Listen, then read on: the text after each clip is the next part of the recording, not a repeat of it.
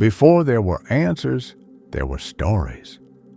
And before they were written down, they were spoken aloud in places like the Agora.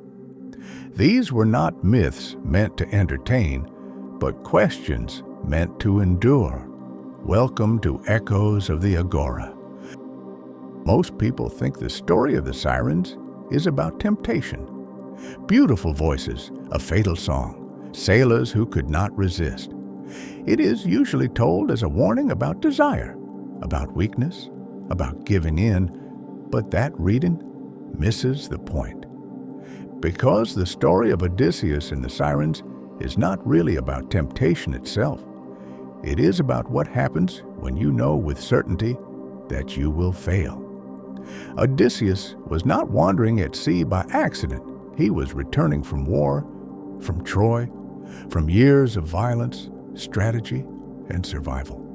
He had outwitted enemies, monsters, and kings. He had faced death and learned how to escape it. But the journey home was long not because the distance was great, but because the world was full of tests.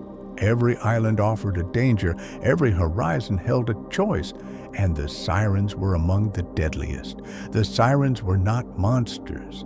They did not attack ships. They did not force sailors to stop. They waited, and they sang.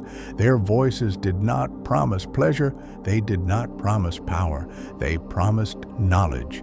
They sang of everything a man had done, everything he had suffered, everything he had lost and never spoken aloud. Those who heard them did not leap to their deaths out of madness. They stopped sailing because they no longer wanted to leave. The song made the rest of the world feel empty. Odysseus was warned. He was told that no man could hear the Sirens and survive, that their song could not be resisted, that reason would fail, that strength would collapse. But Odysseus did something unusual. He did not ask how to defeat the Sirens. He asked how to hear them and live. This is where the story changes. Odysseus ordered his crew to seal their ears with wax. They would hear nothing. They would feel nothing. They would row past in ignorance. But Odysseus did not choose ignorance for himself. He ordered his men to bind him to the mast tightly, so that no matter what he said, no matter what he promised, no matter how convincingly he commanded, they would not release him. And he gave them one final instruction: "If I beg you to untie me, bind me tighter." As the ship approached the island, the song began. Odysseus heard everything: praise, recognition, understanding. The Sirens did not flatter him as a king. They spoke to him as a man. They sang of his cleverness, his endurance, his suffering. They sang not of what he wanted, but of who he believed himself to be. And Odysseus broke. He screamed, he pleaded, he ordered his men to free him. The crew heard nothing. Their ears were sealed, their arms moved in rhythm. They rowed on. The ship passed the island. The song faded, and Odysseus survived. Not because he was stronger than temptation, not because he resisted, but because he had planned for failure. The myth does not describe triumph, it describes silence. Odysseus did not celebrate. He did not boast. He had seen something true about himself. The story is often told as proof of his willpower. But willpower is not what saved him. He did not trust himself, and that was his wisdom.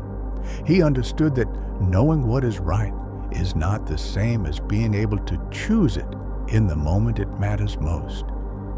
The Sirens did not kill sailors with beauty. They killed them with meaning, with the promise that nothing beyond this moment mattered. The danger was not desire. The danger was forgetting everything else. Odysseus survived because he accepted a hard truth, that there are moments when reason will fail, when desire will overpower intention, when freedom must be restrained in order to be preserved. The strongest decision he made was not listening to the sirens. It was deciding in advance that he could not be trusted to choose correctly. The myth of the sirens is not about temptation. It is about foresight, about building systems that protect us from our own future weakness. Because the most dangerous voice is not the one that lies to us. It is the one that tells us exactly what we want to hear. The ancient world is silent now, but its questions remain. If this story stayed with you, there are more waiting. Until next time, listen closely. The echoes never faded.